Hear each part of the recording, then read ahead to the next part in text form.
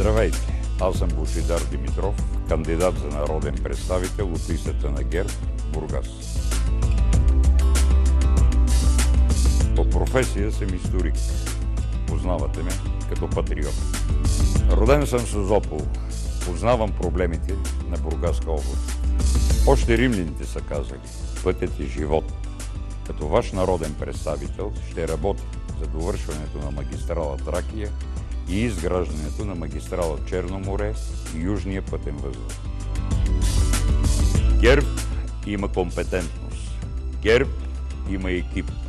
Като представител от парламентарната група на ГЕРБ ще продължа да се боря за опазване на българщина.